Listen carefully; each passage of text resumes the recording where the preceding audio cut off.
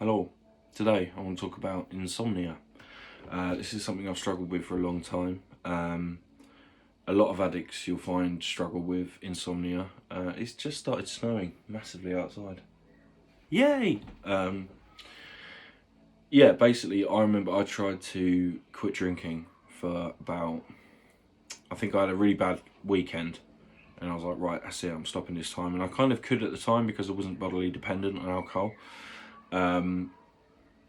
But what happened was I ended up not sleeping for 5 days. And that is 5 days straight. That's not just, a little bit of sleep here and there. It was nothing.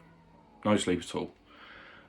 So in the end, I was having audible hallucinations. I remember I was with my mum and she went to do her horses and like clear them out or something, and I was with her in a car and I could just hear choirs singing from what felt like it was coming from the clouds. It was really horrible, and not just the fact that I felt like I was going to die, but it was also the fact that I was hearing things and it was just terrible, and there was so much I was doing wrong in the sense of having the best sleep. And in the end I went to the hospital and I think they gave me Zopiclone and it helped me sleep for one night, and then I got back on the right track. But now, to me, sleep is like paramount, basically.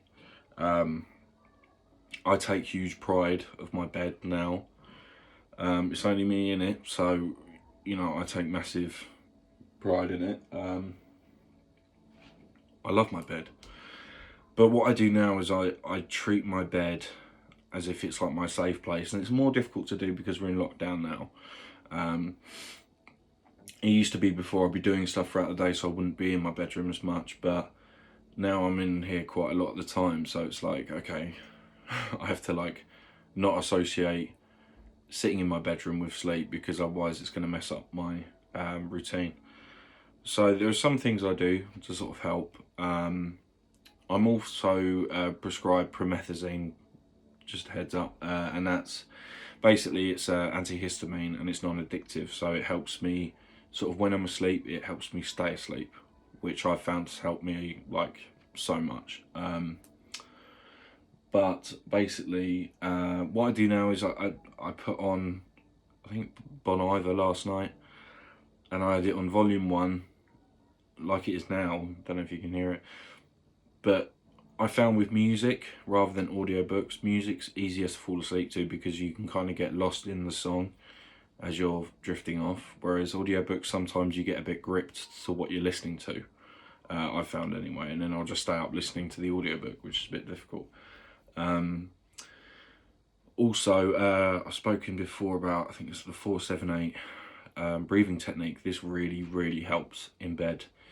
If your heart rate's up and you're worried about sleeping and stuff, try the 4-7-8 while you're drifting off, because it can really help just to relax you and to calm you.